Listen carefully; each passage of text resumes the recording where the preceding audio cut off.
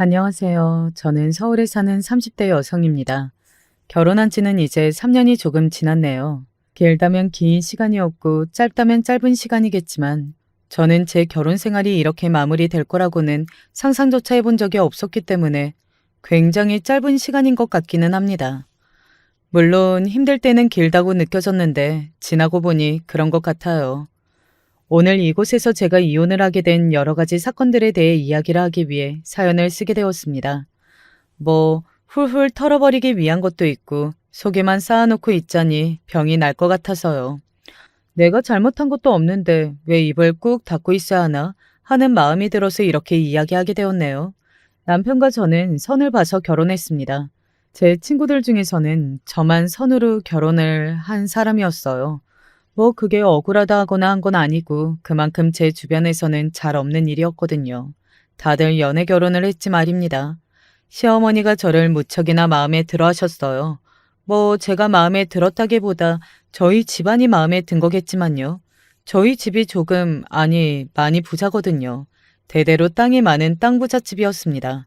원래도 부유한 편에 속하기는 했는데 아빠가 할아버지에게 물려받은 땅이 재개발에 들어가게 되면서 상당한 부를 축적하게 되기는 했어요. 주변에서도 수군거렸다는 걸 알고 있어서 그 금액이 상당할 거라는 건 듣지 않아도 알 수 있었고 말이죠. 저희 부모님은 공부를 강요하거나 뭔가를 하라고 잔소리하는 타입의 부모님은 아니었습니다. 하고 싶은 것을 하고 살아야 행복하다며 이것저것 경험을 많이 해보는 삶을 살라고 늘 말씀하셨거든요. 그래서 저도 공부를 잘하지는 않았습니다. 적성에 맞지 않았거든요. 그냥 열심히 놀면서 하고 싶은 일을 찾는 학생이었어요. 때문에 좋은 대학에 가지 못했고 결과적으로 놓고 보면 사람들이 우러러보는 그런 학벌이나 직장을 가지지는 못했습니다. 하지만 그것에 대한 열등감이 있거나 하지는 않았던 것 같아요. 저는 늘 제 삶에 만족했거든요. 그건 저희 부모님도 마찬가지였습니다. 두 분 다 굳이 따지자면 가방끈이 긴 편은 아니셨어요. 하지만 그런 것에 대한 열등감 같은 걸 전혀 느껴본 적이 없었거든요. 그러니 자식들에게 딱히 공부도 안 시킨 걸 테고 말이죠. 하지만 지나가듯 이런 말을 하셨던 적이 있기는 했습니다. 사이는 똑똑한 사람이면 좋기야 하겠지. 그렇지 않은 사람보다는 아닌 것보다야 낫겠다고 말씀하신 적은 있지만 그래도 되게 집착하거나 그런 사람을 만나서 결혼해야 한다. 그런 건 아니었거든요. 그런데 왜 그런지는 몰라도 제 마음에 그 말이 조금 와닿기는 했었나 봅니다. 그리고 그건 엄마도 그런 것 같았고요. 선 볼래? 갑자기 무슨 선? 아니, 엄마 아는 사람이 진짜 좋은 청년 하나가 있는데 다른 사람 소개해주기 아깝다고 해서. 네가 싫다면 안 해도 돼. 근데 사람이 너무 좋대. 뭐 하는 사람이라는데? 의사라는데? 사실 엄마도 의사라는 말에 혹한 것 같기는 했거든요. 내심 그래도 주변 사람들이 저 집안 식구들은 돈도 많으면서 학벌 같은 건 전혀 신경을 안 쓰나 보다 라는 말들을 하는 게 신경이 쓰이긴 하셨나 보다 싶기는 했던 것 같아요. 그래서 저도 선을 본다고 했습니다. 남편과 저는 그렇게 만났어요. 어머니가 너무 좋은 자리라고 나가보라고 하셨을 때는 심드렁했는데 오늘 안 나왔으면 후회할 뻔했는데요.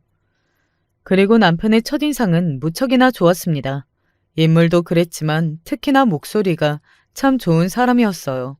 제가 목소리 좋은 남자가 이상형이거든요. 의사라고 해서 재미없는 사람인 줄 알았는데 농담도 센스 있게 잘하는 사람이었고 무엇보다 저와 생각이 비슷한 것 같았습니다. 왜 그런 사람 있잖아요. 첫 만남에 이 사람이랑은 결혼을 해도 좋겠다 하는 사람 말입니다.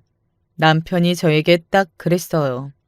왜 선을 봐서 만남이 이어지면 몇 번 보지 않아도 양가에서 결혼 이야기가 오고 가잖아요. 사실 저희 집은 전혀 급할 게 없기는 했었거든요. 엄마나 아빠나 결혼은 신중히 결정해야 할 문제라고 사람을 오래 두고 봐야 한다고 늘 그러셨고 말이죠. 하지만 시어머니가 굉장히 급하셨어요. 남편과 만난 지 3개월 정도 되었을 때 이미 인사로 오라고 닥달 아닌 닥달을 한다고 들었습니다. 그래서 인사를 갔었어요. 당시만 하더라도 결혼을 그렇게까지 빠르게 진행할 생각이 없었기 때문에 저에게는 그런 자리가 부담으로 느껴지긴 했었거든요. 이렇게 마음이 맞는 사람을 또 찾기도 힘들 테고 연이다 싶으면 일찍 하는 것도 나쁘지는 않아. 네. 안 할 거면 모를까. 한다면 일찍 하는 게 좋다니까.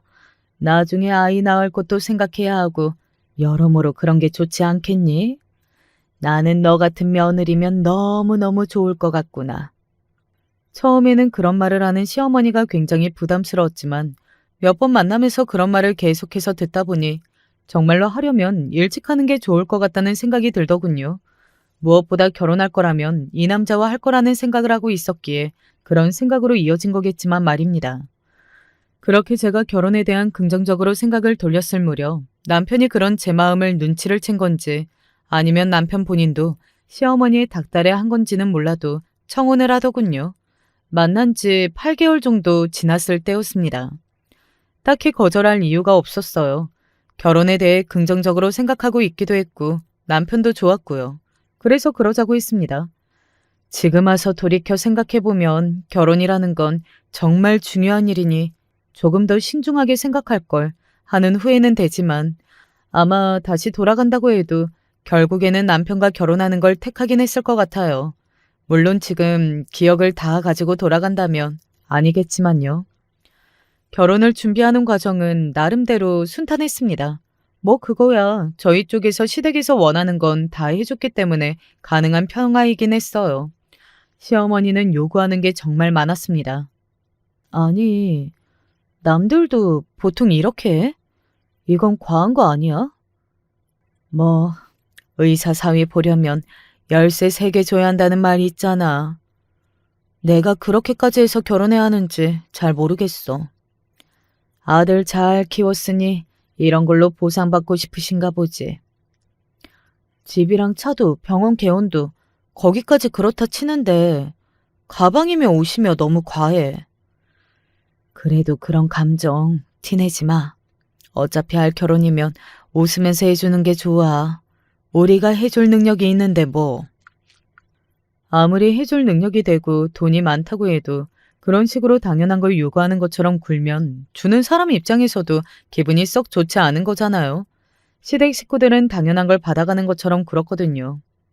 어머니가 나 키운다고 고생하신 게 많으셔서 그런 걸로라도 보상받고 싶으신가 봐. 내가 미안해. 앞으로 살면서 내가 잘할게. 오죽하면 남편도 자신의 어머니가 과하다고 생각했는지 저에게 그런 말을 할 정도였으니까요. 어느 정도였는지 짐작하실 수 있으시겠죠? 그렇게 모든 것을 저희 집에서 다 마련한 결혼을 했습니다. 하면서 제가 그걸 다 참고 이해했던 건 이렇게 해가면 그 이후로는 다른 요구는 하지 않을 것 같아서였기도 해요. 한 번 해주고 속 편하게 지내자. 뭐 그런 마음이 없지 않았습니다. 하지만 아니었어요. 그런 제 생각은 신혼여행에서 돌아온 직후에 바로 깨졌습니다. 이게 뭐예요? 선물이요. 그러니까 이게 다냐고요.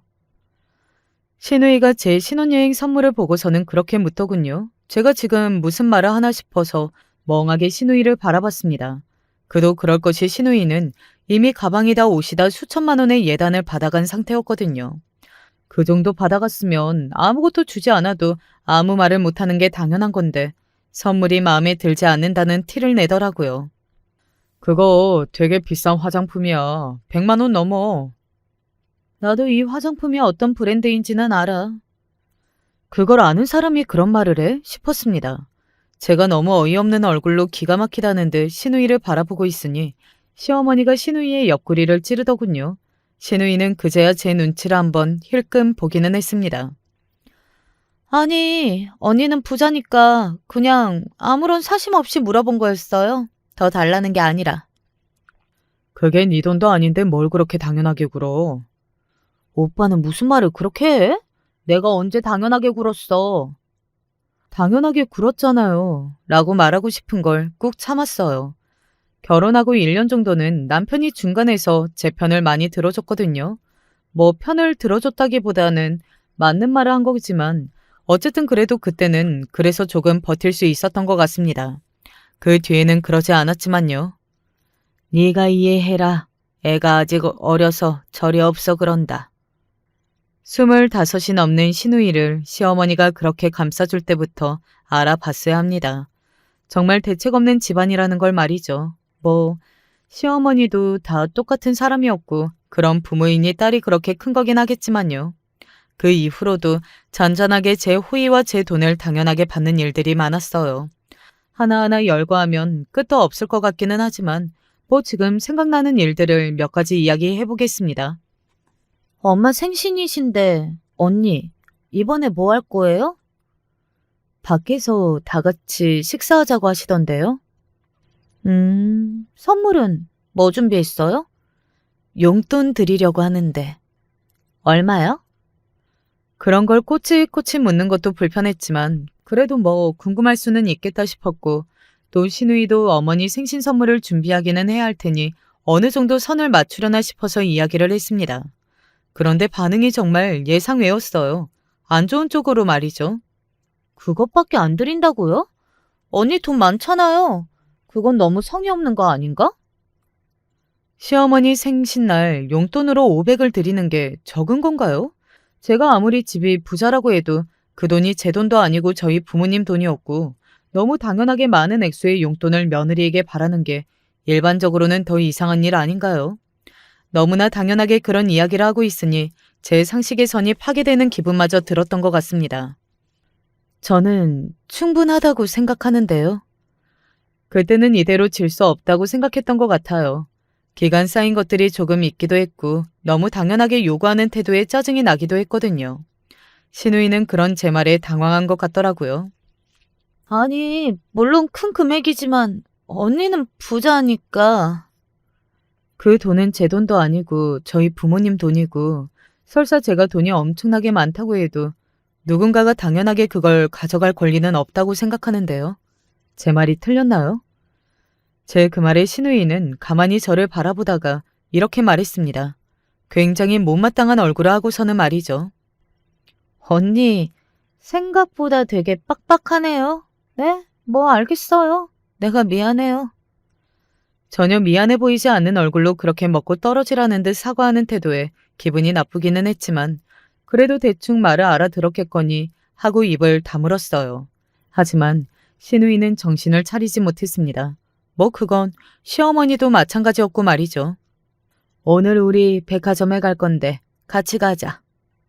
그래요. 언니, 같이 가요. 솔직히 가기 싫었습니다. 보나마나 저에게 계산하게 할 상황이 눈앞에 그려졌거든요. 하지만 그들은 집요했어요. 자기들은 옷을 보는 눈이 없어서 그렇다는 둥, 함께 쇼핑하면 친해질 수 있다는 둥, 그런 말도 안 되는 소리들을 해대더군요. 누가 믿는다고 말이죠. 하지만 그렇게 이야기하는데 또 거절할 수 없는 노릇이기는 했어요. 한번 가서 계산해주고 다음부터는 이런 식으로 부르지 말라는 말을 하려고 그날은 나갔던 것 같습니다. 그리고 제가 그날 얼마를 썼는지 아세요? 자그마치 5천만 원을 썼습니다. 하루 쇼핑한 금액으로 말이죠. 정말 말도 안 되는 금액이지 않나요? 우리 며느리가 사준다고 하는데 어머, 며느님이 엄청나게 능력이 좋으신가 보네요. 이렇게 비싼 가방을. 제가 며느리 복이 많아요. 그러게요. 너무 부럽다. 다짜고짜 저를 데리고 간 명품 가게에서 제가 사준다고 말한 적도 없는데 그러고 있는 시어머니를 보고 있자니 정말이지 기가 막히더라고요. 그런데 제가 또 성격이 그런 상황에서 모르는 척을 할 수 있는 사람이 못 되거든요. 그래서 그날은 한숨을 한 번 쉬고 두 눈을 질끈 감고 그냥 결제를 했던 것 같아요. 물론 백화점에 나와서는 이야기를 했습니다. 한두 푼도 아니고 그런 비싼 가방을 이런 식으로 계산하게 하시는 건 너무하다고 생각합니다. 앞으로는 이런 일 없었으면 좋겠어요. 내가 너무 갖고 싶어서 그랬어. 미안해. 고마워. 아니, 언니는 사줬으면 사준 걸로 끝이지. 쪼잔하게 무슨 뒷말을 해요? 3천만 원짜리 가방 사주고 쪼잔하다 말까지 들을 건 아니라고 생각하는데요. 아, 그래요, 알겠어요. 앞으로는 안 그럴게요. 됐죠? 이미 시누이는 수십 번 앞으로는 안 그러겠다고 이야기했던 상황이었습니다. 물론 단 한 번도 지켜지지 않았고 말이죠. 그래서 사실 그렇게 말해도 그 말을 지킬 거라는 기대치는 거의 없기는 했어요. 하지만 점점 더 심해질 거라는 것도 또 생각지 못하긴 했었습니다. 오늘 신우이라는 분이 집에 다녀가셨어요. 네? 신우이라고 하는데 문을 안 열어줄 수도 없고. 어느 날 외출을 하고 집으로 돌아왔는데 집안일을 도와주시는 도우미 분께서 곤란한 듯 그렇게 이야기를 하시더라고요. 신우이가 집에 들렸다가 간다는 말을 들었던 적이 없었거든요. 그리고 왔다 갔으면 왔다 갔다는 말을 해야 하는 건데 그런 말도 없었고 말이죠. 그래서 무슨 일이지? 하고 생각하던 와중에 뭔가 등골이 오싹해지는 기분이 들었습니다. 그로부터 얼마 전에 신우이가 했던 말이 생각이 났거든요. 언니, 그 가방 예쁘다. 그거 나 주면 안 되죠? 언니는 그런 가방 많을 거잖아요. 네? 이거 아빠가 선물해 주신 거라 안 돼요. 그러면 그거랑 같은 거 나 하나만 사주면 안 돼요? 너무 마음에 드는데. 이거 한정판이라 구하지도 못해요. 그리고 내가 네 부모도 아닌데 뻑하면 그 사달라고 징징거리는 것 좀 그만해라 라고 말하려던 뒷말은 삼켰습니다. 설마. 갑자기 신우이와 나눴던 그 대화가 생각이 나더군요. 그리고 재빨리 옷방으로 들어가 봤습니다. 그리고 그 가방이 놓여있던 자리를 확인했어요. 불길한 그 예감은 현실이었습니다. 제 가방이 있어야 할 자리에 가방이 없더군요. 한동안은 이게 무슨 일이지? 하고 멍하게 서 있었던 것 같아요. 아니 아무리 막대 먹었다고 해도 올케 집에 들어와서 올케 가방을 허락 없이 가져가는 건 경우가 없어도 너무 없는 행동이잖아요. 저는 바로 신우이에게 전화를 했습니다. 그리고 신우이가 받자마자 이렇게 이야기했어요. 아가씨, 제 가방 가지고 가셨죠? 지금 당장 가지고 오세요. 그 아줌마가 그래요? 아, 그 아줌마 진짜 입 가볍네. 아줌마는 아가씨 다녀간 거밖에 말 안 했고 지금 누굴 탓할 때예요? 당장 가지고 오세요. 지금 당장. 나 이미 그거 들고 약속 장소에 나왔어요. 내가 잘 쓰고 내일 바로 돌려드릴게요. 아, 지금 친구들이 나와서 이따 통화해요. 아가씨, 기가 막혔습니다. 사실 이건 도둑질이나 다름없는 거잖아요. 주인이 허락 없이 주인의 집에 와서 주인의 물건을 가져가는 것 말입니다. 그때가 정말 제일 화가 났던 것 같아요. 그래서 저는 아가씨에게 장문의 문자를 남겼습니다. 지금 밖이라고 하고 전화 안 받으실 것 같으니 문자로 남길게요. 당장 안 가지고 오시면 저 그거 절도당했다고 신고할 거니까 그런 줄 아세요? 선을 넘어도 정도라는 게 있는 거예요. 저도 이제 안 참습니다. 라고 말이죠. 그리고 그날 저녁에 바로 가방을 가지고 저희 집으로 찾아왔더군요. 그런데 되려 저에게 소리를 지르며 화를 냈습니다. 아니, 아무리 그래도 그렇지 가족끼리 절도죄로 신고라니? 그건 너무한 거 아니에요? 진짜 신고하려고 그랬냐고요? 먼저 너무한 건 아가씨였는데요. 어떻게 그렇게 아무렇지 않게 남의 물건을 가져갈 수 있어요? 저한테 물어보면 안 된다고 할 거 뻔하니까 그냥 가져간 거잖아요. 그게 절도가 아니면 뭐예요? 내가 더러워서 이제 언니 물건 빌려달라고 안 한다. 네, 제발 그래주세요. 그리고 뭐 사달라는 말도 이제 그만 좀 하고. 안 해, 안 한다고요. 신우이는 그렇게 아글아글 쓰면서 저에게 가방을 던지더군요. 그리고 집으로 돌아가자 시어머니에게 다 잃은 것 같았습니다. 아마 살을 더 붙였겠죠. 본인이 잘못한 건 생각하지 않고 제가 한 말들을 부풀리면서 말입니다. 시어머니에게 연락이 와서 한 소리를 들었습니다. 아무리 그래도 그렇지 신우이를 도둑 취급한 건 네가 잘못했다. 사과하거라. 저도 아직 제 물건 함부로 가져간 아가씨한테 사과 못 들었는데요. 네가 어른이잖니? 어린 게 철이 없었다고 생각하고 봐줘. 어? 사실 권유에 가까운 말이기는 했지만 놓고 보면 협박이나 다름없었어요.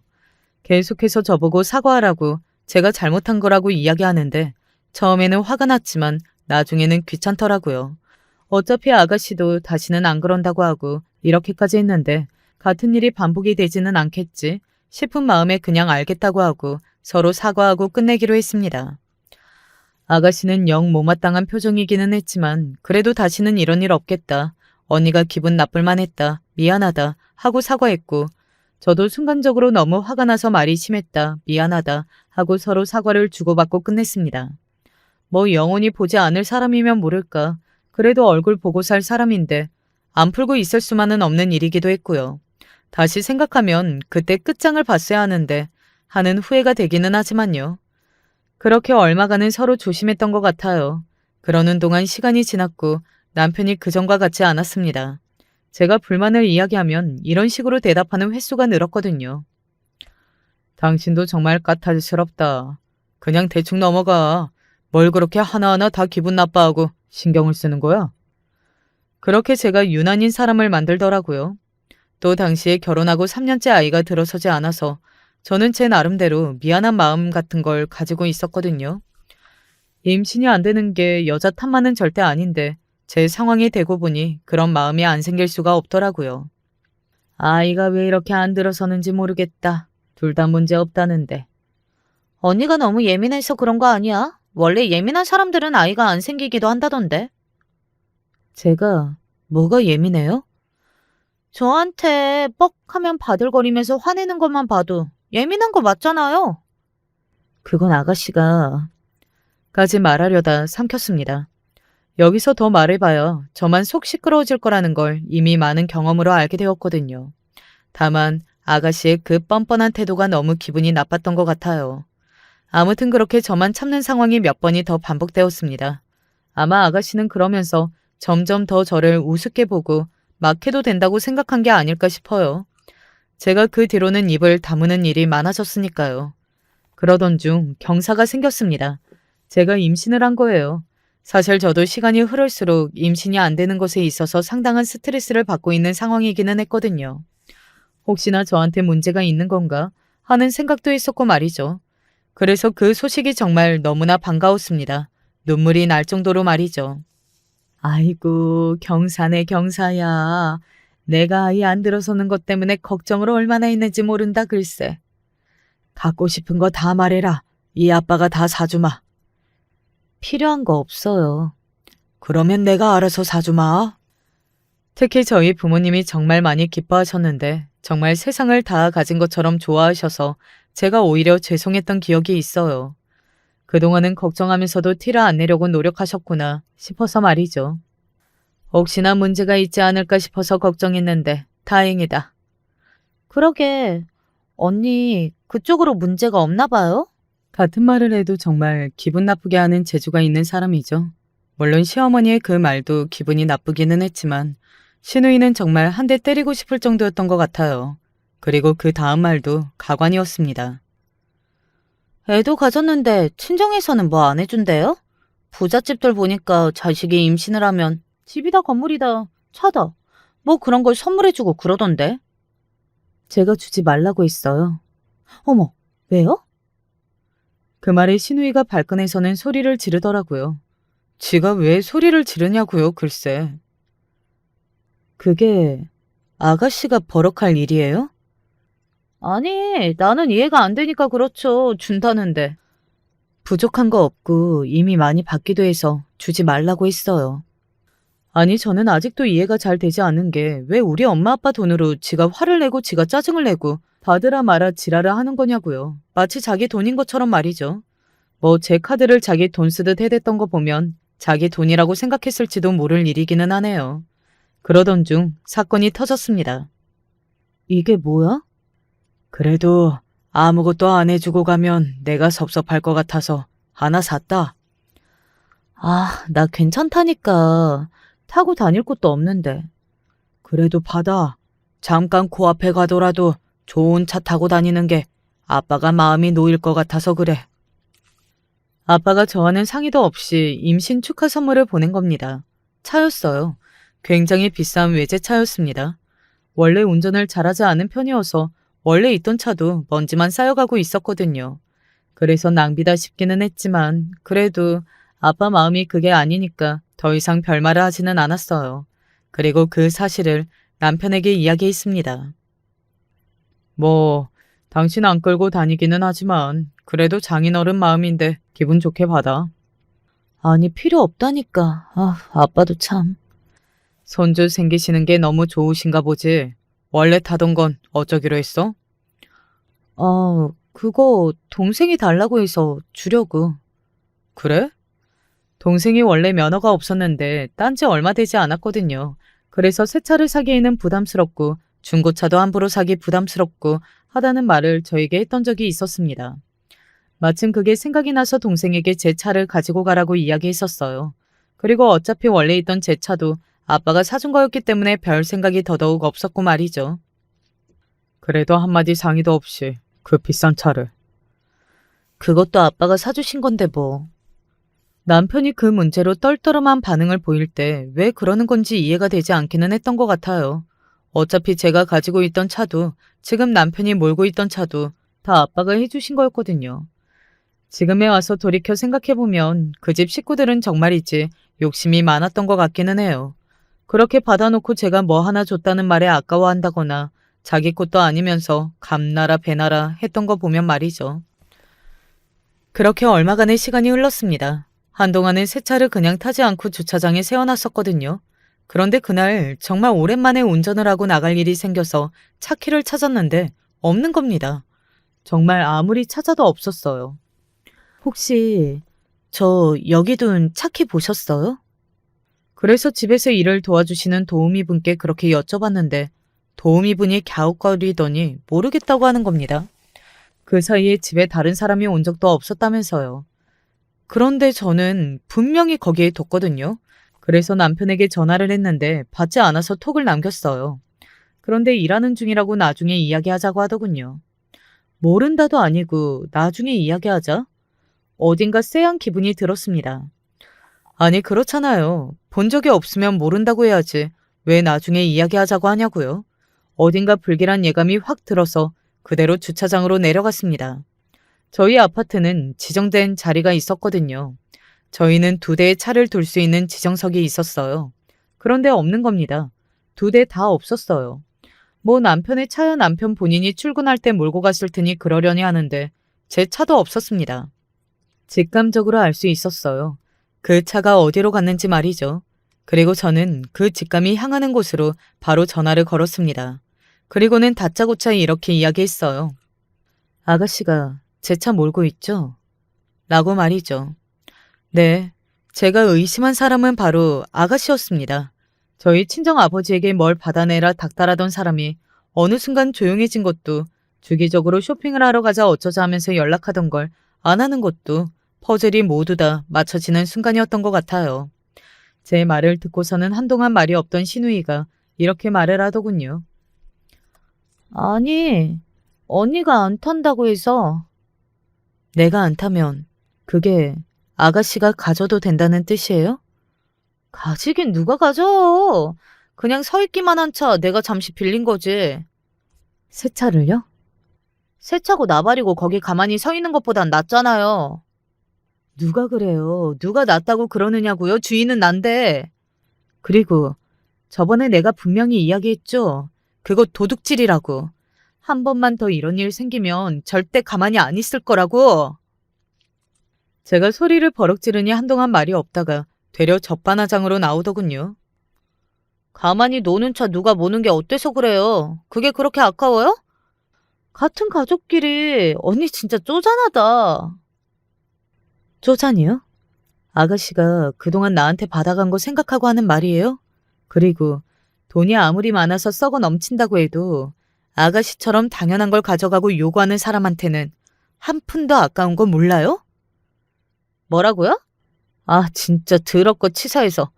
돌려주면 될 거 아니에요. 당장 가지고 와요. 당장. 뭐 그렇게 이야기하면 아가씨 쓰세요라고 할 줄 알았나 보죠. 제가 당장 가지고 오라는 말에 한동안 대답이 없더니 전화를 그대로 끊어버리더군요. 그리고 한참을 기다렸지만 차를 들고 오지는 않았습니다.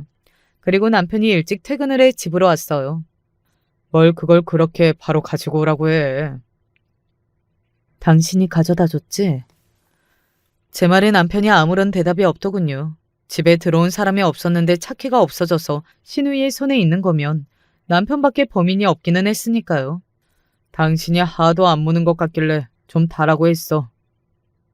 내 허락도 없이 내 차를? 그것도 새 차를? 그거 우리 아버지가 나 임신 축하 선물로 준 건 알지?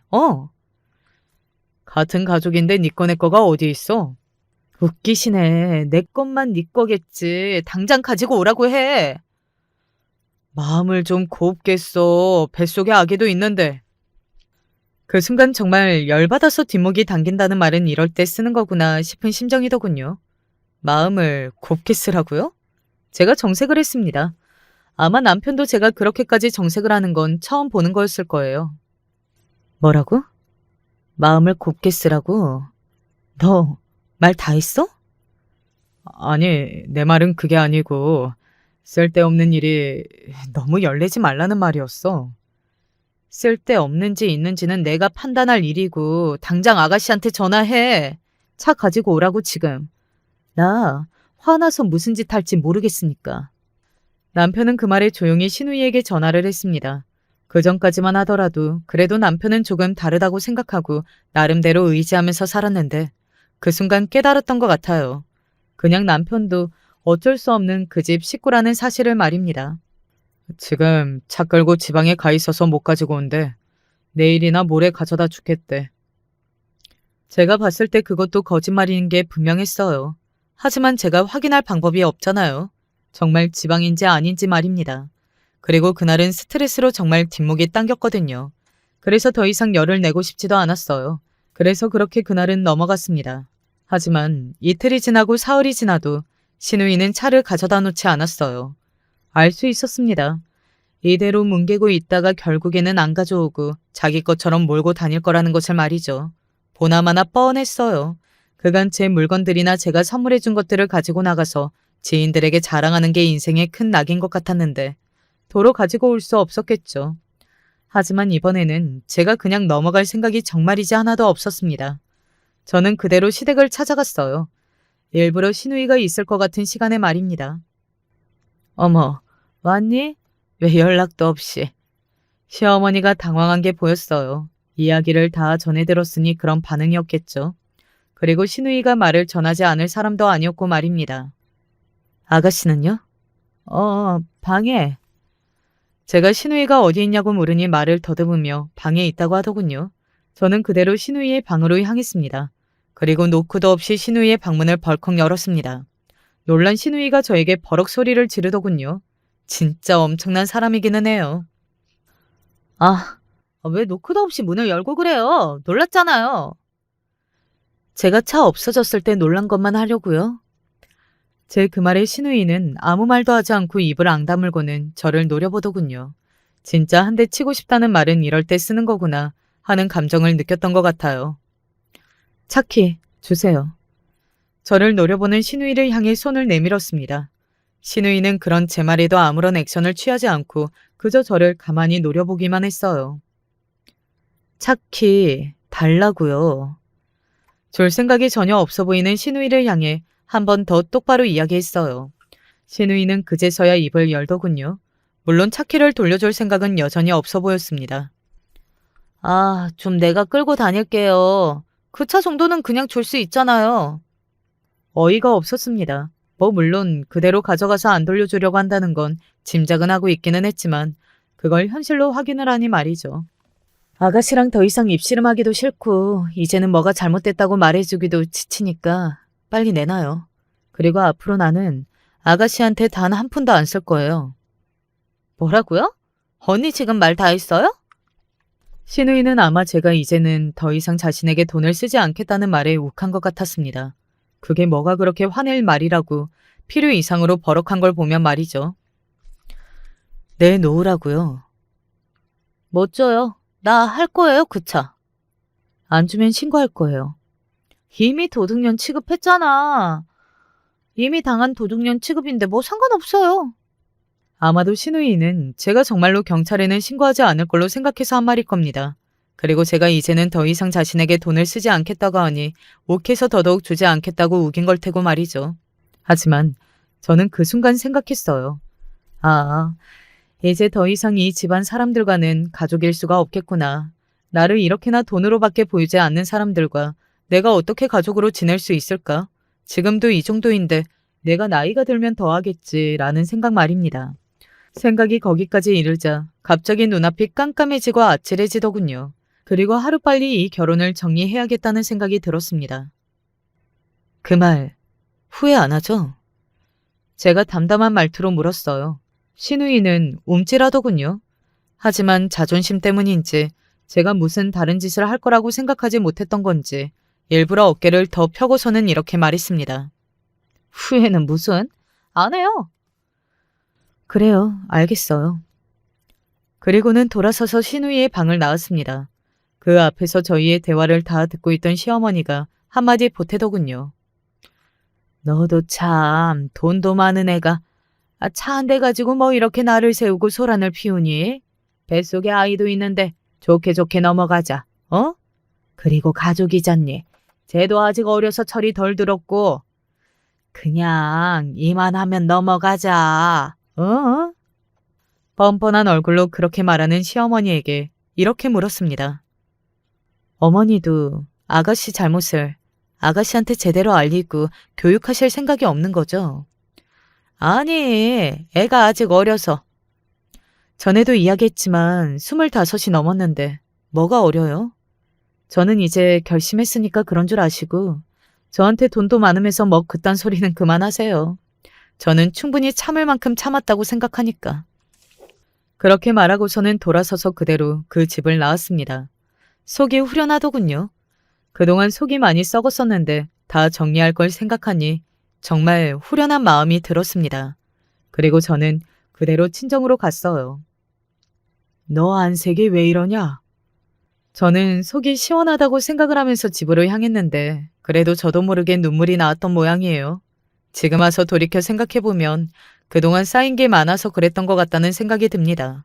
속으로 삼킨 것들이 한둘이 아니기는 했으니까요. 아빠, 신우이가 강제로 내 차를 뺏어갔어. 머리를 거쳐서 나온 말이 아니기는 했어요. 서러워서 그랬는지 아빠를 보니 위로받고 싶어서 그랬던 건지 저도 모르게 제 입에서 그 말이 먼저 나왔습니다. 그리고서는 엉엉하고 울음이 터뜨렸어요. 나이를 아무리 먹어도 부모님 앞에서는 아이가 되는 것 같아요. 너 왜 그러냐? 어? 아빠는 너무 당황해서 이유를 묻기 바빴어요. 저는 한참으로 울다가 울먹이는 말투로 그간 있었던 일을 모두 다 말했습니다. 나를 돈으로만 보는 시댁 식구들과 당연하게 그런 것들을 요구하는 신우이 때문에 도저히 스트레스 받아서 못 살겠다고 말이죠. 당연히 저희 부모님은 굉장히 분노하셨어요. 딸내미가 그런 대접을 받고 있다는데 화가 나지 않을 부모가 어디 있겠어요. 게다가 그렇게까지 처받아놓고서 말입니다. 인간들 욕심에는 끝이 없다더니 내 이것들을 가만히 두나봐라. 너 이혼할 거지? 안 한다고 해도 내가 시켜야겠다.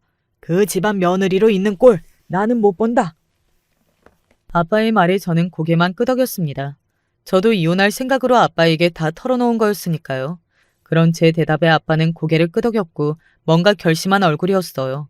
그리고 그 다음날 엄청난 일이 벌어졌습니다. 바로 아빠가 경찰서에 신우이를 절도죄로 신고한 거였어요. 사실 저는 신고를 할 생각은 하기는 했어도 막상 실행은 하지 못했었거든요. 그런데 아빠는 바로 하신 겁니다. 그리고 남편에게 전화를 걸어서 이렇게 이야기를 했어요. 자네 당장 우리 집으로 오게 하고 말이죠. 사실 제가 전날 집에 들어가지 않아서 남편에게는 전화와 톡이 수십 통이 와 있는 상태였거든요. 아마 알고는 있었을 겁니다. 제가 바로 친정에 갔다는 것을 말이죠. 제가 아빠와 엄마에게 어디까지 이야기했는지는 몰랐어도요. 제 잘못이 큽니다. 죄송합니다. 남편은 아빠의 이야기를 듣기도 전에 무릎을 꿇고 잘못했다고 읍소를 하더군요. 제가 그동안 많이 참아와서 이렇게까지 할 거라고는 생각하지 못했던 것 같아요.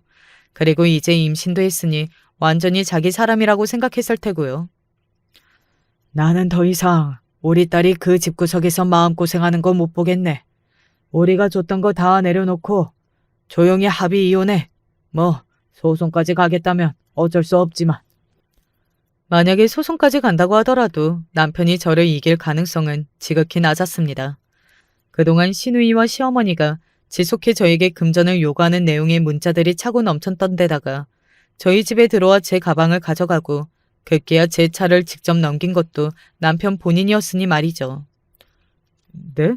이혼이요? 아니, 그게 무슨 말씀이세요? 저는 정연이랑 이혼할 생각이 없습니다. 아버님, 이혼이라뇨? 남편은 아빠의 입에서 이혼이라는 말이 나올 거라고는 상상조차 하지 못했던 건지 기겁을 하더군요. 그러면서 저를 간절한 얼굴로 바라봤습니다. 하지만 그런 남편의 눈빛에도 전혀 마음이 동하지 않았어요. 아마 그런 걸 두고 오만정이 다 떨어졌다라고들 하는 거겠죠. 나를 왜 봐? 내가 이혼하겠다고 한 건데. 여보, 내가 잘못했어. 다시는 이런 일 없을 거야. 어? 우리 아이도 생겼는데 인제 와서 이혼이라니. 나는 절대 그럴 수 없어. 아이가 왜? 아이는 내가 낳아서 잘 기르면 돼. 이혼하는 거에 아무런 문제가 되지 않아.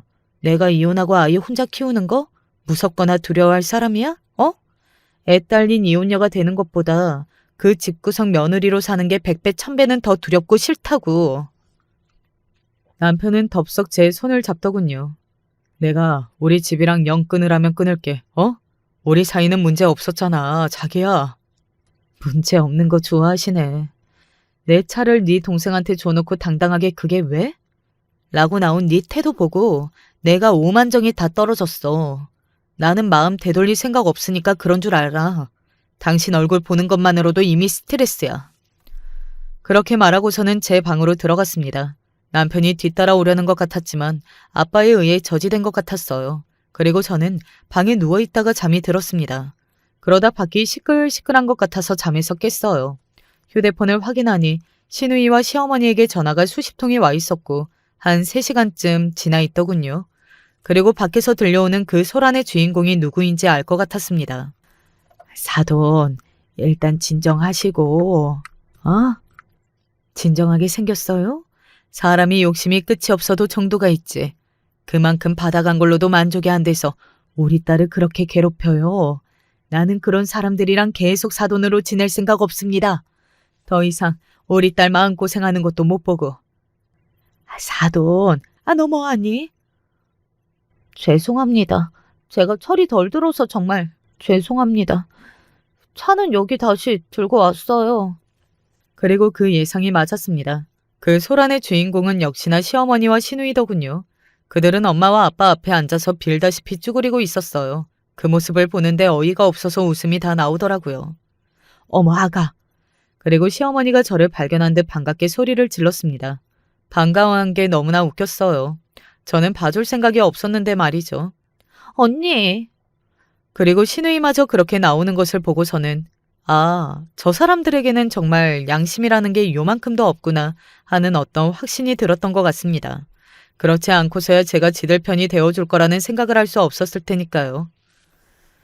이제 저는 어머니 아가 아니고 아가씨 언니도 아니니까 그렇게 부르지 마세요.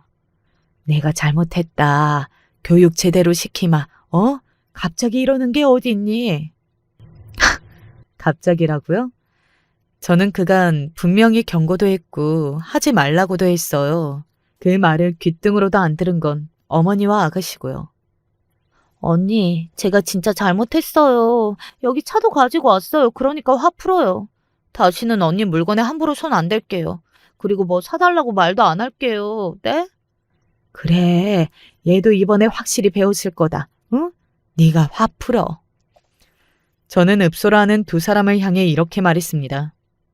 그만 포기하세요. 저는 다시 그 집안의 며느리로 돌아가 살게 되는 일은 없을 테니까. 빨리 재산 정리나 해주세요. 만약에 빨리 안 해주시면 무슨 수를 써서라도 아가씨 빨간 줄 그이게 해줄 테니까. 그게 마지막이었습니다. 물론 시어머니와 시누이는 그럴 수 없다고 마지막까지 울고불고 난리를 쳤지만 아빠가 다시 한번 경찰에 신고하고 나서야 그 두 사람은 자기 집으로 돌아갔어요. 그리고 그 이후로도 포기하지 않고 저에게 연락했지만 저는 받아주지 않았고요. 남편은 이혼 서류에 끝까지 도장을 찍으려 하지 않았지만 결국에는 도장을 찍을 수밖에 없었습니다. 그러면서 지금 사는 집이랑 차는 그대로 자신에게 달라고 읍소를 하는데 그 모습마저 너무 정남미가 떨어졌어요. 아빠는 절대 한 푼도 주지 말라고 했지만 저는 그냥 주자고 했고요. 더 이상 엮이고 싶지도 않았거든요. 병원을 다시 돌려받고 그 외에 시댁에 줬던 예단들을 일부 돌려받았습니다. 그리고 절도를 신고한 것에 대해 합의해주고 끝냈어요. 여기까지 이야기 들으시면 그게 뭐냐고 하시는 분들이 계실 겁니다. 그래서 그 뒷이야기를 조금 해드릴게요. 우선 저는 아이를 낳고 잘 살고 있습니다. 더할 나위 없이 행복하게 말이죠.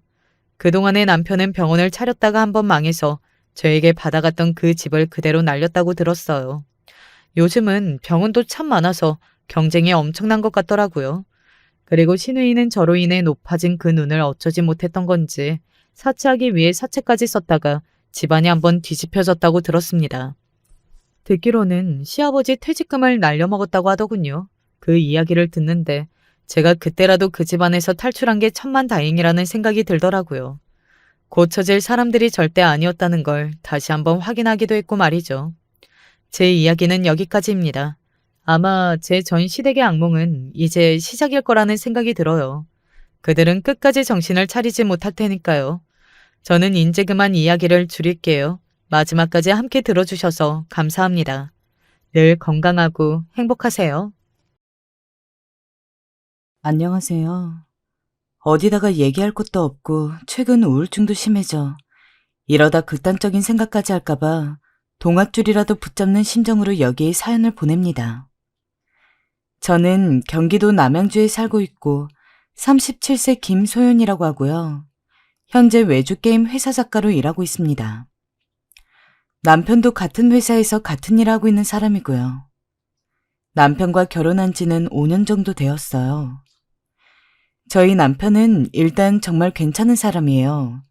같은 직종에서 만나 서로 정보를 공유하고 일을 같이 하다 사이가 발전되었는데 연애할 때나 결혼할 때나 변함없이 제게 따뜻하고 자상한 사람입니다. 평소 성격은 주변 사람들이 다가가기 어려워할 정도로 까칠하고 무뚝뚝한 편인데 저한테만큼은 그런 사람입니다.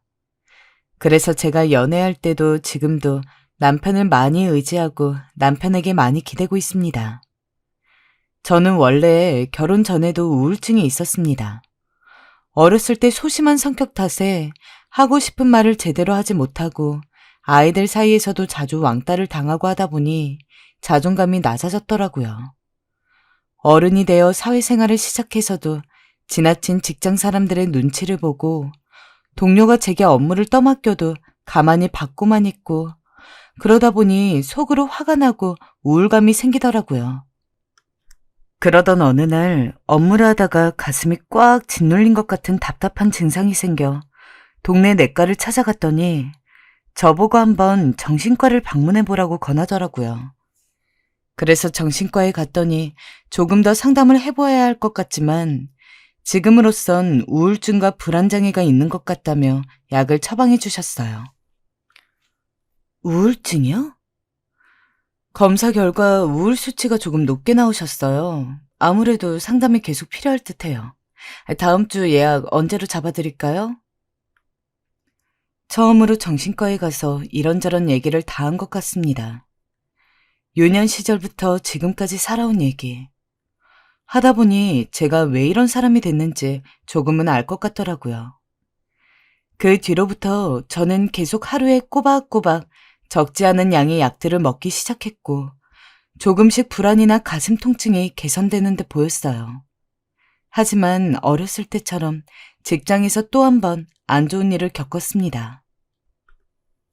소연 씨, 이거 일 똑바로 못해? 아니 어떻게 된 게 경력을 그리 쌓았는데도 우리 회사 일은 이 모양으로 해? 회사가 만만해? 회사가 자기 월급 기부해주는 곳인지 알지? 정신 똑바로 차리고 일하라고. 내가 이 말 한두 번 하나? 죄송합니다. 정말 죄송합니다. 다신 실수 없이 할게요. 맨날 그 소리 듣기 지겨워 죽겠네. 이거 오늘 내로 다 마무리해놔. 그래야 퇴근할 수 있을 테니까. 지금 소연 씨 때문에 나까지 퇴근 못하고 있잖아. 이상한 상사를 만나 저는 작은 실수에도 엄청난 책임을 묻는 그런 상황에 놓이게 되었어요.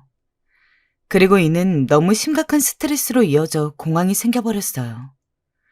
지하철도 탈 수 없었고 버스도 탈 수 없었고 하다못해 집에 돌아와서도 갑자기 숨이 갑갑해지는 걸 느껴 입안에 약을 가득 털어넣어야 잠에 들 수 있었어요.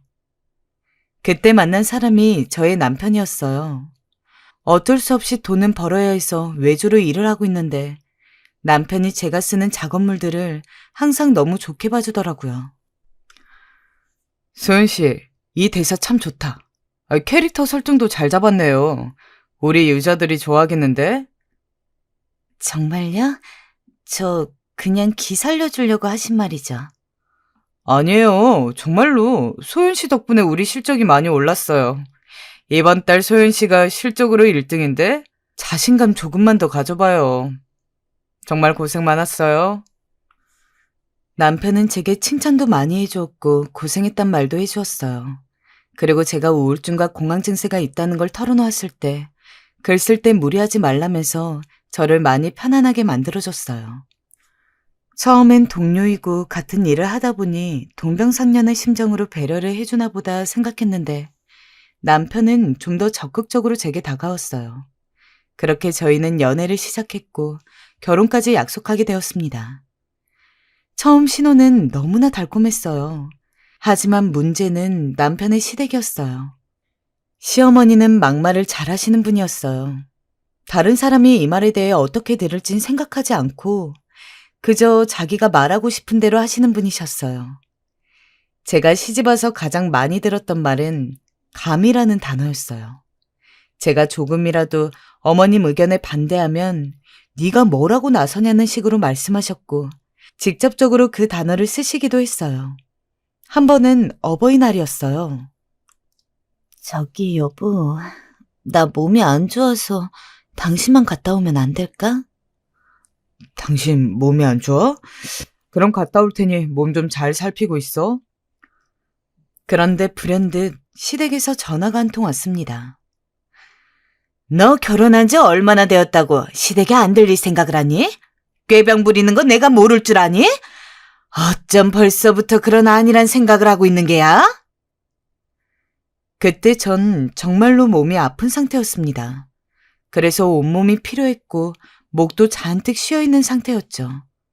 말하는 것조차 버거웠던 때 이런 소리를 듣고 있자니 더 몸이 아파오는 것 같았어요.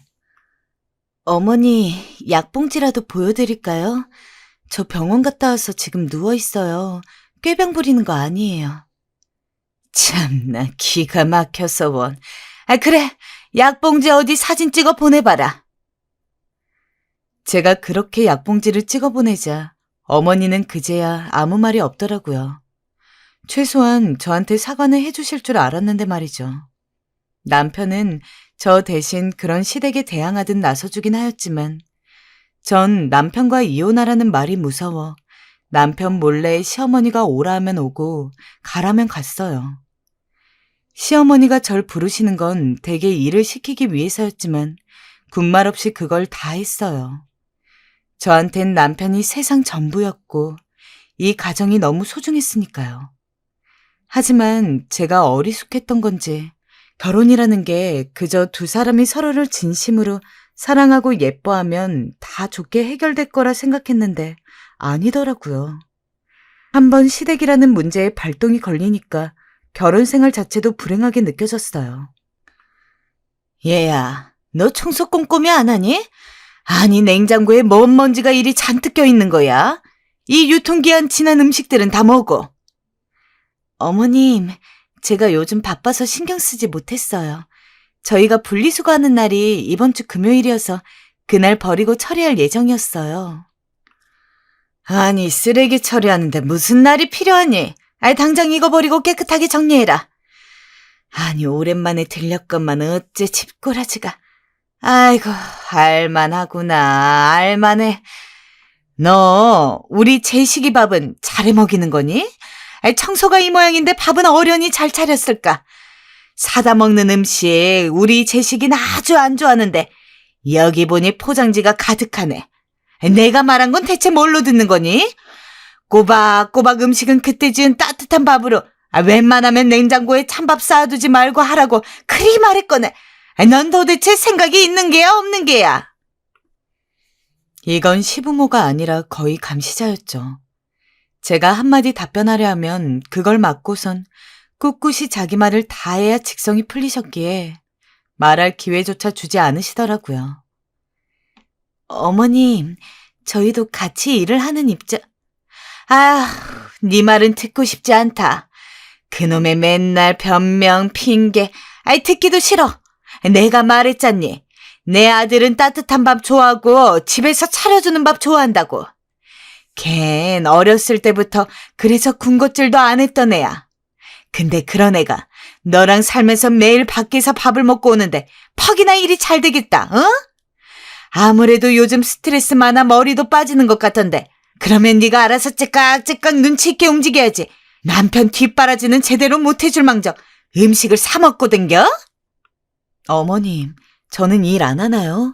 저도 일하는 사람이에요.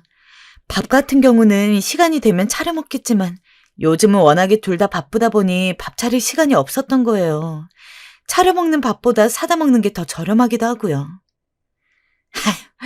이것 보게 아주 꼬박꼬박 말대꾸를. 너 그 말대꾸 하는 거 어디서 배웠어? 어? 네 엄마가 그리 가르치든? 제게 삿대질하며 인간성의 바닥을 보여줬던 시어머니는 그날 잔뜩 훈계를 늘여놓다 집으로 돌아가셨습니다. 전 도저히 참지 못하고 남편에게 울면서 오늘 있었던 일을 털어놓았어요. 뭐? 엄마가 그런 말을 했다고? 알겠어.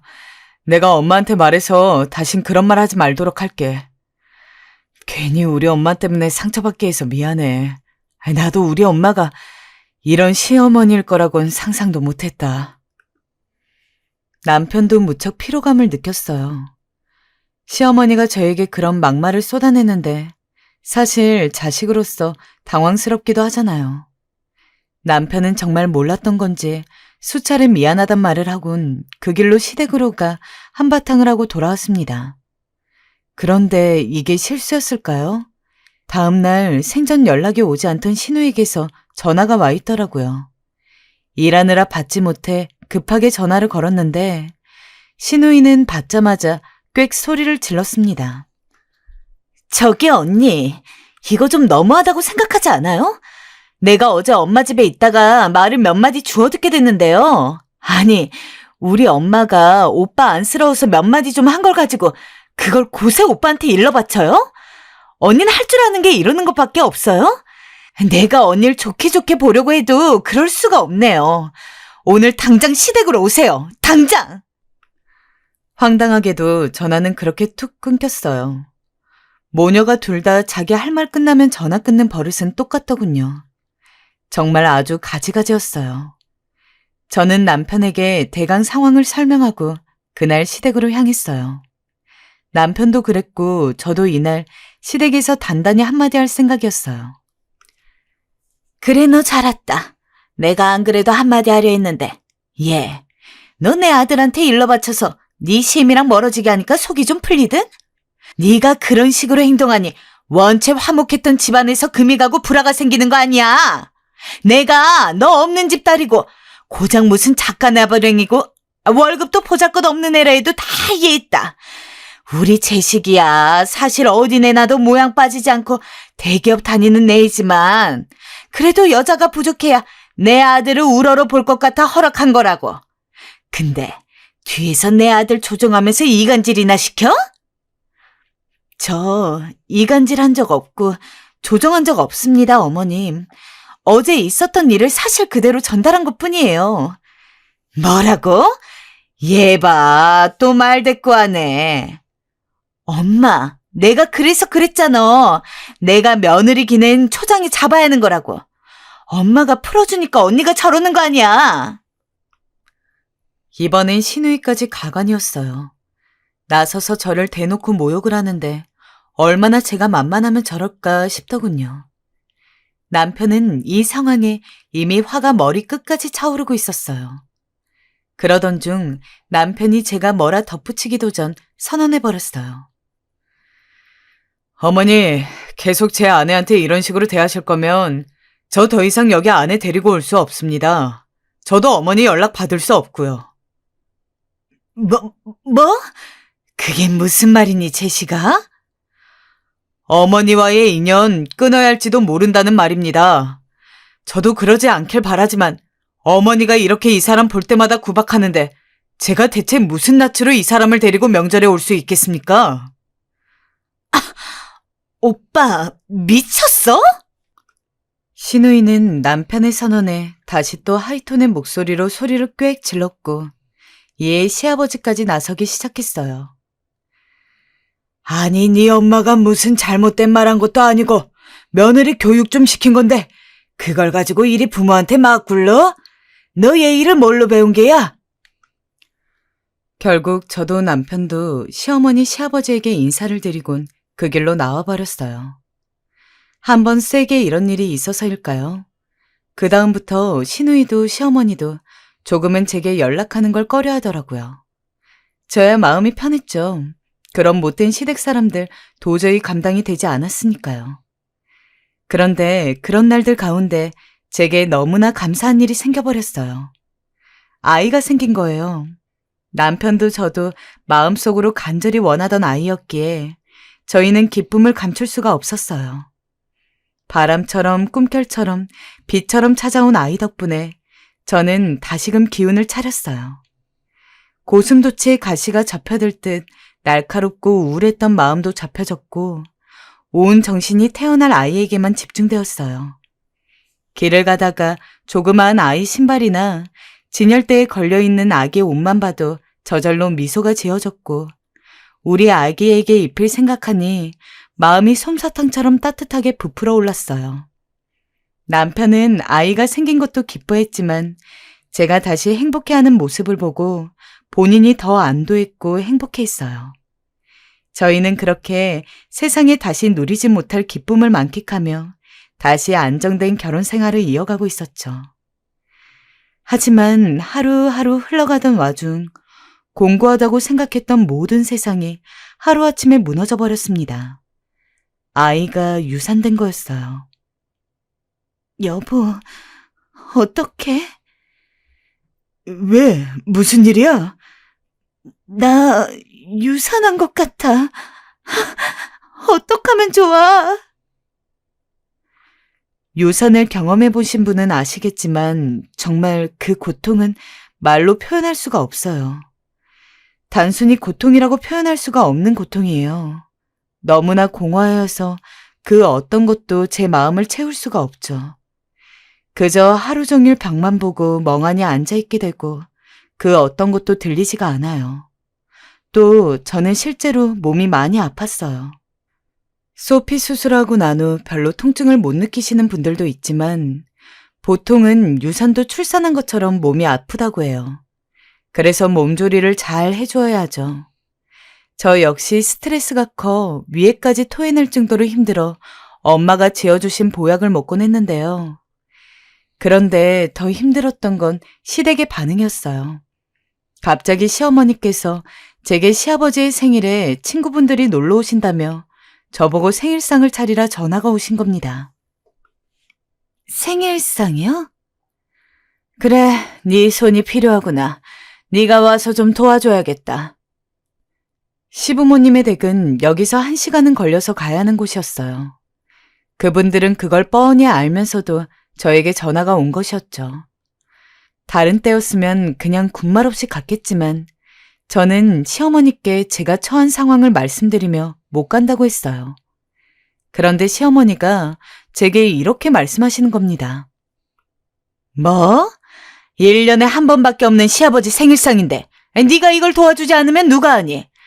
잠시만 있다 가면 되는 것을, 그것도 택시 타면 요 금방인 것을 말이야. 어머님, 저 유산하고서 지금 몸조리 중인 거 아시잖아요.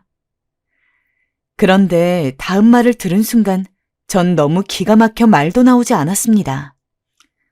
아니, 애 낳은 것도 아니고 고작 유산 한 번 한 것 가지고 그리 수선을 떨어야 하는 게냐? 며칠 집에서 좀 쉬다가 나오면 되지. 너 그 정도로 아프다 하면 아주 대한민국 여자들은 다 죽겠다 죽겠어. 그분들의 행동과 말이 너무 비상식적이라 저는 그냥 너무 얼떨해졌고 곧바로 전화를 끊어버렸습니다. 근데 엄마가 전화기 넘어 들려오는 시어머니 목소리를 들었는지 아니 미친 노인네 아니냐며 난리가 난 거예요. 엄마는 저보다 더 울면서 이 일을 속상해하셨고 저도 마음이 너무 좋지 않았어요. 그리고 막 퇴근한 남편에게 이 일을 말했습니다. 그랬더니 남편은 불같이 화를 내며 시댁에 곧바로 전화를 걸었습니다. 아니, 가뜩이나 애도 힘든데 거기다가 무슨 얼어 죽을 생일상이에요? 다른 며느리 시키면 되잖아요. 아버지 매일 용돈 주시는 며느리들 있잖아요. 그 며느리들 다 어디 가고 소연이를 찾아요? 정말 나이 먹고 왜 그러세요? 채통 좀 지키면서 사세요. 제발 좀요. 너 말이면 다냐? 내가 무슨 하루 종일 상차리래? 좀만 있다 가라고 했잖아.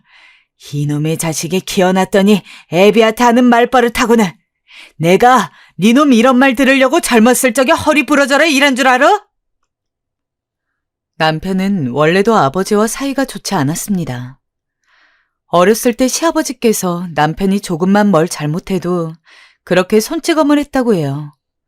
구둣발로 몽둥이로 손에 잡히는 대로 때렸고 남편은 시아버지를 피하기 위해 변소의 산속에 숨어 있었다 해요. 그리고 그런 아버지가 너무 싫어 자기는 절대 저런 부모가 안 될 거라고 생각했다 해요. 그 일은 남편에게 깊은 상처가 되었고 그래서 남편은 지금까지도 시아버지와는 대면대면했던 사이였습니다. 그런데 제 일이 겹치니까 남편이 더 폭발한 거예요. 남편은 한 번만 더 제게 생일상 차리라는 전화하시면 연을 끊을 거라는 엄포를 놓곤 전화를 끊었어요. 두 사람이 고성을 높이니 옆에서 저는 상황이 너무 극단적으로 흘러간 건 아닐까 걱정도 되고 불안해졌어요. 하지만 그땐 저 역시 마음도 몸도 만신창이었던지라 신경 쓸 수 있는 기운도 없었습니다. 그래서 그냥 어두운 방 안으로 들어가 남편의 위로도 귓등으로 흘러넘긴 채 그저 몸을 웅크리고 잠에 들었습니다. 그날 이후에도 저는 정신과 약만 먹으며 하루하루 연명하듯 시간을 보냈습니다. 남편은 그런 제게 뭐든 해주려고 했어요. 예쁜 옷도 사주려 하고 드라이브를 하며 꽃구경도 다니고 연애할 때 갔던 바닷가도 다시 갔어요. 저는 그곳에서 시원한 바람도 느끼고 예쁜 꽃들도 보면서 우울감과 피로감을 잊어갔어요. 그리고 그 온기 속에서 다시금 상처가 회복되어 가는 걸 느꼈어요. 덕분에 무사히 우울함을 딛고 일어날 수 있었어요. 그러던 어느 날 모든 게 괜찮아졌다고 생각할 때쯤 천사가 또 찾아왔어요.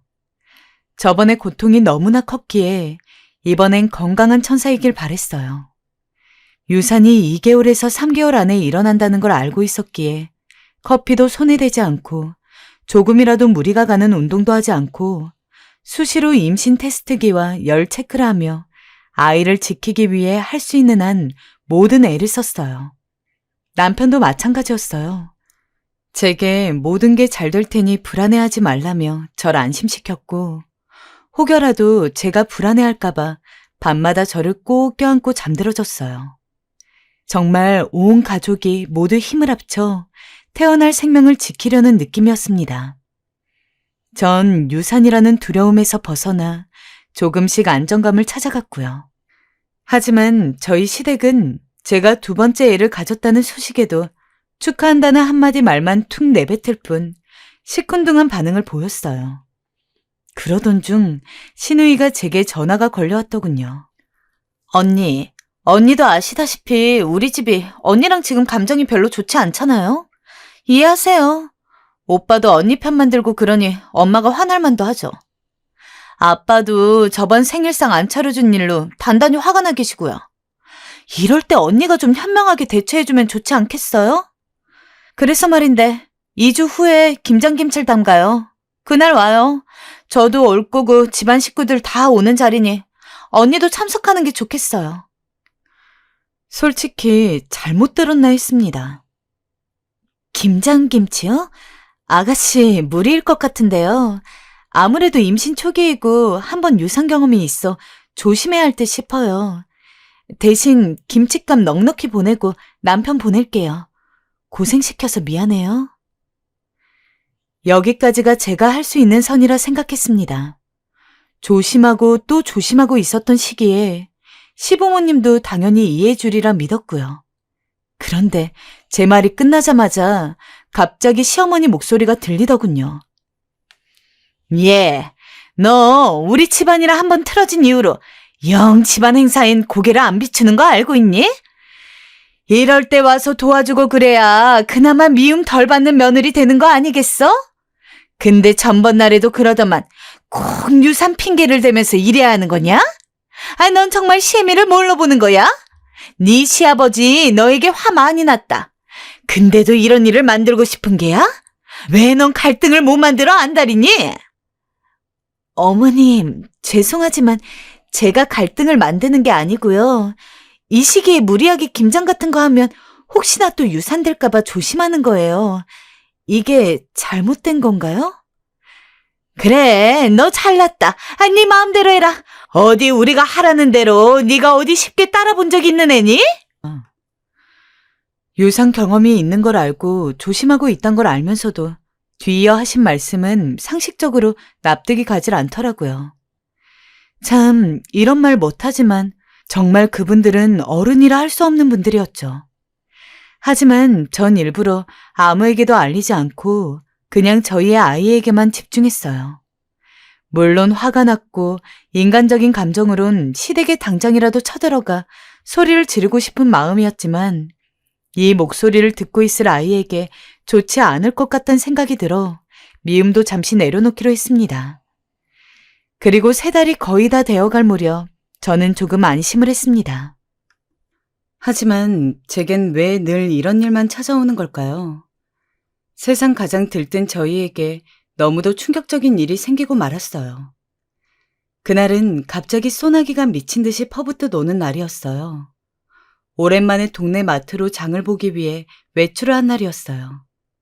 장을 보고 돌아오는 길에 횡단보도 앞에 서 있었는데 외제차 한 대가 이쪽으로 오더군요. 마침 신호등이 초록색으로 바뀌었어요.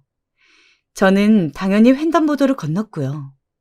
그런데 차는 횡단보도를 걷는 절 못 본 건지 속도를 줄이지 않고 그대로 달려오더군요.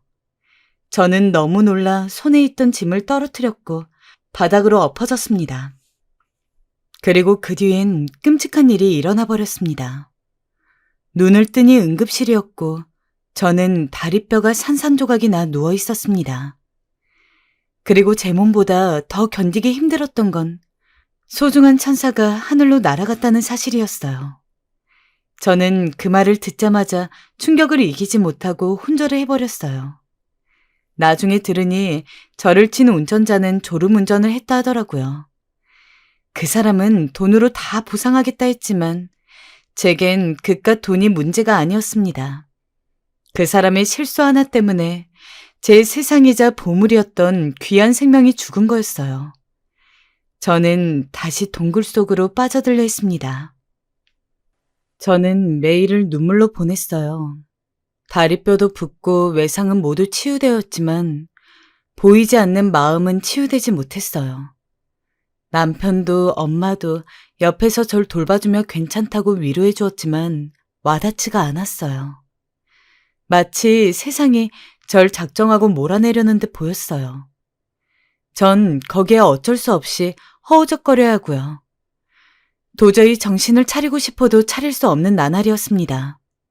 그 와중에도 시어머니와 시아버지는 병문안이라는 명목으로 병원을 오긴 했지만 고개만 빼꼼 내밀곤 괜찮냐는 인사 몇 마디 하더니 사라져버리셨어요. 하지만 차라리 그렇게 가셨으면 좋았을걸. 저는 복도로 잠시 나간 사이 시어머니와 시아버지가 나눈 대화를 듣고야 말았습니다. 아니, 운전자가 졸음운전을 했다고요? 아이, 겉보다 걔는 왜 대체 그 밤에 외출한 거래요? 우리한텐 김장김치도 못 담그러 온다고 하더니 산책하다가 그 지경이 된 거 아니에요. 그러니 조심 좀 하지. 칠칠치 못하게. 당신 목소리 좀 낮춰. 누가 듣겠어. 들으라요. 아니, 우리 손주 잃은 것도 화딱지나 죽겠는데 내가 못할 말이 어딨어요? 시어머니의 날카로운 목소리가 째지듯 울려 퍼지는데 그만 그때 시어머니와 제 눈이 공중에서 마주치고 말았어요. 시어머니는 못 볼 걸 본 듯 허둥지둥거리셨고 시아버지 얼굴도 새하얘지셨어요. 그런데 저만 그 얘기를 들은 건 아닌 모양이에요. 뒤에서 듣고 있던 엄마가 시어머니에게가 머리채를 휘어잡아버리신 거죠. 뭐라고? 이 여편네가 말이면 탄 줄 알아? 칠칠치 못하다고? 당신 그게 지금 우리 애한테 할 말이야? 놓고 얘기해요. 놓고. 병원 복도가 순식간에 아수라장이 되어버렸어요. 엄마는 화를 주체하지 못하셨고 시어머니는 놔달라고 울고불고 난리였습니다. 병원 직원들이와 엄마를 말린 끝에 겨우 싸움이 끝났는데요. 그 와중에도 시어머니는 씩씩거리면서 저희 엄마에게 입에 담지 못할 욕설을 퍼붓고 계셨고 뒤이어 이 모든 사실을 알게 된 남편은 완전히 인연을 끊겠다 선언했습니다. 그리고 몇 달 정도 쉬면서 몸을 회복했을 때 갑자기 시어머니가 저희 집을 찾아와 무릎을 꿇고 제 바짓가랑이를 붙잡았습니다. 그리고선 얘야, 이놈이 정말 우리랑 인연을 끊을 모양이다. 내가 사과하마. 그러니 마음 풀고 제발 좀 용서해다오. 시어머니께서 저한테 그렇게까지 울며 사과를 한 적은 처음이었어요. 저도 막상 눈물을 보자 마음이 약해진 것도 사실이었고요. 시어머니는 그날 이후에도 남편이 없을 때마다 저희 집을 방문하셔선 없던 일로 해달라고 졸라댔습니다. 어머니, 제발 이러지 마세요. 왜 못할 말 다 내뱉으시고 지금 와서 이러시는 거예요? 용서는 바라지도 않으마. 그냥 내 아들 얼굴만 보고 살게 해다오. 시어머니의 끈질긴 부탁은 반년 넘게 이어졌고 결국 저는 항복하다시피 남편에게 이제 그만하자는 메시지를 전달했습니다. 나도 화가 안 풀린 건 아니지만 나중에 우리 아이가 태어나면 어쨌든 할머니, 할아버지 될 사람들이니 표면적으로라도 그냥 1년에 한두 번만 얼굴 보며 지내자. 제 말에 남편은 한숨을 푹 쉬었고 저에게 미안하단 말을 하며 고개를 끄덕거렸습니다. 그렇게 남편과 시어머니의 관계가 간신히 봉합이 되었을 무렵일까요? 네, 어머니. 아가, 잤니? 시어머니는 오랜만에 전화를 걸어 다정한 목소리로 제게 말하시더라고요. 웬일로 전화를 했을까 싶었는데 그 순간 달력에 봤던 한 글자가 떠올랐습니다. 불길한 예감이 스물스물 올라왔죠. 아니요, 좀 쉬고 있었어요. 몸은 좀 어떠니? 몸은 다 나아서 괜찮아요. 그래, 상심이 클 텐데 몸조리 해야지. 그렇게 말씀해 주셔서 감사해요. 언제 한번 찾아뵐게요. 그래, 더 좋은 일이 있으니까 너무 신경 쓰지 마. 하나님이 더 좋은 선물을 주려고 그러신 게야. 그런데 내일이 내 생일인 건 알지? 그래서 집으로 사람들을 좀 불러야 할 것 같은데 나 혼자 이 많은 음식을 도저히 못하겠구나. 내가 몇 년 전에 허리 수술 받았잖니. 네가 혹시 좀 도와줄 순 없겠니? 너 힘들까봐 딸도 불렀어. 많이 안 해도 되고 그냥 요기할 거리 몇 가지만 하면 돼. 저도 모르게 한숨을 내뿜어 버렸어요. 참으려 했는데 어떤 한계점을 넘은 느낌이었습니다. 저는 일단 알았다 대답하고 전화를 끊었어요. 아직 어머니에 대한 좋지 않은 감정이 남아있는 상태에서 왜 내가 이런 생일 준비를 해줘야 하는지 알 수가 없었죠. 허나 계속 문자며 전화며 졸라대는 시어머니를 어찌할 수가 없어 집에서 음식을 만들어 가겠다 했죠. 저는 정말로 부엌에가 음식을 하나하나 만들기 시작했습니다. 김치찌개, 계란말이, 샐러드, 양념게장, 햄 야채볶음, 잡채 갈비찜. 여기까지만 음식을 만드는데도 아침부터 밤까지 걸리더라고요. 나중엔 손이 저려 파스를 부채할 지경이었습니다. 남편이 퇴근하고 집에 들어와 난장판이 된 부엌을 보고 왜 이렇게 음식을 많이 만들었냐 물었지만 전 별 대답 없이 그냥 만들어 보았다 하곤 방으로 들어갔어요. 그렇게 저는 그날 밤 단 한숨도 자지 못하고 어제 만든 음식들을 가지고 택시를 타고 시어머니 집 앞으로 갔습니다. 시어머니는 저를 활짝 웃으며 반겨주시더군요. 왔니, 아가? 오느라 고생이 많았구나. 어머니는 제 손을 덥석 잡고 부비며 집 안으로 이끌었어요. 저는 그 손을 치우고 싶었지만 일단 꾹 참았죠. 시아버지는 저를 보더니 감정이 섞인 표정으로 드디어 시어머니 생일에 왔냐며 한 소리를 얹으셨고요. 저는 그런 시아버지의 소리는 귓등으로 흘리곤 곧장 부엌으로 들어갔습니다. 부엌엔 이미 음식 냄새가 폴폴 풍기고 있었어요. 제가 음식을 해온단 말 때문이었는지 시어머니는 별로 많이 음식을 준비하지 않으셨어요. 장조림, 오징어채, 멸치볶음 정도가 있더라고요. 그런데 어머니 말고 아무도 없는 거예요. 그래서 제가 물었습니다. 어머니, 아가씨는요? 그런데 어머니께서 이렇게 말씀하시는 겁니다. 아유, 얘야. 걘 일하는 애잖아. 너야 집에 있는 애고. 하도 자기 바쁘다고 하길래 오지 말라고 했다. 기가 막히더라고요. 제가 집에 있고 싶어 있게 된 게 아니었잖아요. 유산을 하고 교통사고를 당한 다음 마음이 힘들어 집에 있게 된 건데 어머니는 저를 그저 집에 있는 사람으로 취급하시더라고요. 그래도 걱정하지 말아라. 내가 음식은 다 준비했으니 여기 반찬만 놓으면 된다. 어디 보자. 가져온 음식들 맛 좀 봐야겠다. 어딘지 좀 멍한 기분이었습니다. 그때 남편에게서 전화가 걸려왔습니다. 전화를 받자 남편은 평소보다 높아진 목소리로 물었어요. 설마 시댁에 간 거냐고. 전 맞다고 했죠. 그러자 남편은 깊은 한숨을 쉬며 어머니를 바꿔달라 하더라고요. 하지만 전 남편에게 괜찮다고 내가 알아서 하겠다고 걱정하지 말라고 했어요. 언제나 제 편을 들어준 남편이었고 제 든든한 버팀목이 되어준 남편이었지만 이번만큼은 제가 해결하고 싶었어요. 저는 그렇게 남편을 다독이고 난 뒤 전화를 끊고선 파스 붙인 손으로 음식을 또 만들기 시작했습니다. 해온 음식들을 다시 굽고 전을 부치고 튀기고 그 사이 시어머니는 옛날 버릇이 또 튀어나온 건지 잔소리를 계속 해댔어요. 아니 얘 이거 너무 짜지 않니? 내 친구들은 이렇게 짠 거 못 먹어. 간장을 적당히 넣었어야지. 아이고 이거 저는 다시 구워라. 모양이 이게 뭐니? 명색이 시애미 생일인데 좀 더 정성을 발휘해야지. 그 잔소리를 반복해서 듣다 보니 어느새 낮 3시가 되었고 어머님 친구들이 하나둘 들어오시기 시작했어요.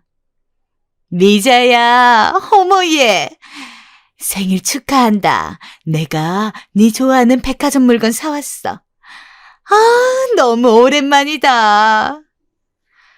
어머님 친구들은 반가운 목소리로 서로 인사하고 저는 묵묵히 전을 부쳤습니다. 몇몇 어머님 친구들께서 저를 알아보시고 인사하셨지만 전 어두운 표정으로 인사를 받았죠. 이젠 비참할 지경이 되었거든요. 어머님은 친구들이 오자 부엌은 내팽겨치고 친구들에게부터 미주알 고주알 얘기를 나누기 시작했고 음식 만들기는 모조리 제 몫이 되었습니다. 친구분들이 며느리 고생시키는 거 아니냐고 도와주라 몇 마디 했지만 꿈쩍도 안 하시더라고요. 시아버지께서야 당연히 흘끗 쳐다보기만 할 뿐 손까딱도 하지 않으셨고요. 그때 전을 부치다 뜨거운 기름 한 방울이 얼굴로 튀어올랐습니다. 저는 저도 모르게 비명을 질렀습니다. 그러자 어머님이 부엌으로 들어와 무슨 일이냐 물었죠. 기름이 튀었어요. 에이그 조심 좀 하지. 음식 끝나가지? 네, 어머니. 얼른 상 차려라. 어머님은 마치 종을 부리듯 명령조로 제게 상을 차리라 했고 저는 얼굴을 찬물에 씻지도 못한 채 곧바로 음식을 상에 하나하나 올려놓기 시작했습니다. 그런데 이 상을 들고 부엌에 나가야 하는 순간 도저히 걸음이 안 떼어지더라고요. 어머니의 뒷담화가 들려버렸거든요. 아니, 그러니까 네 며느리가 유산을 2번이나 했다고? 아니, 너 손주 그러다 못 보면 어쩌니? 그러게 말이다. 얘가 귀신이라도 쓰인 건지 뭔지 자꾸 애를 잊는데 걱정이 되어 죽겠다. 사실 요 전날 용암 무당 찾아가서 점을 봤는데 제 사주엔 애가 없고 또 나이 들면 들수록 제가 내 아들 운도 갉아먹는다는 거야. 내가 어찌나 소름이 끼치던지. 니들도 알다시피 내가 쟤 때문에 우리 재식이 나한테 한번 대들 줄 몰랐던 재식이가 어떻게 했는지 알지? 순간 제 이성을 잡고 있던 끈이 획 끊어져 버린 느낌이 드는 겁니다. 벽을 보는데 새빨간 분노가 안에서부터 치솟아 위로 올라왔습니다. 이 분노는 저를 태우고 제가 있는 곳을 모두 태울 듯 활활 타올라갔습니다. 저는 벌떡 일어나 그대로 지금까지 만든 모든 전들과 음식들을 쓰레기통에 갖다 붓기 시작했습니다. 게장, 전, 갈비찜, 멸치들, 이 모든 것들이 뒤죽박죽이 되어 쓰레기통에 넣어져 하나로 섞이는 걸 보자 쾌감이 들어요. 저는 계속해서 그릇에 있는 음식들을 쓰레기통에 버렸습니다. 그때 물을 달라 하시러 온 어머님 친구분이 이걸 보시고 너무 놀라 숨을 들이켰습니다. 그리고 어머니를 불렀습니다. 어머니와 친구들은 다급히 부엌으로 뛰어들어오셨어요. 너 지금 이게 뭐하는... 어머님은 얼굴이 새빨개지셔서 말을 잇지 못했습니다. 하지만 제 눈에 담긴 어머니의 그 당황스런 모습을 보자니 은근히 기분이 좋아지더라고요. 제게 온갖 상처와 모욕을 준 사람에게 제대로 복수를 한 기분이었달까요? 죄송합니다. 저는 이 말 한마디만 남기고 앞치마를 벗어 제 가방과 지갑을 챙겼습니다. 그때 잠깐 주무시고 계시던 시아버지가 와선 이 광경을 목격했습니다. 이게 무슨 일이냐? 시아버지의 엄숙한 목소리에 시어머님은 부들부들 떠는 몸을 가누지 못하고 말씀하셨어요. 얘가 글쎄 음식을... 이 못된 게, 내 아들 등쳐먹고 사는 이 못된 게! 등쳐먹고라는 단어가 제 마음을 콕 쑤셨습니다. 저는 가던 걸음을 멈추고 뒤돌아섰습니다. 그리고 말했습니다. 어머님, 말씀 가려하세요. 너 지금 애 떨어진 거 화풀이라도 하는 거니? 그게 우리 탓이야? 어디서 감히 이런 못돼 먹은 짓을 해? 네 부모한테 그것밖에 못 배웠어?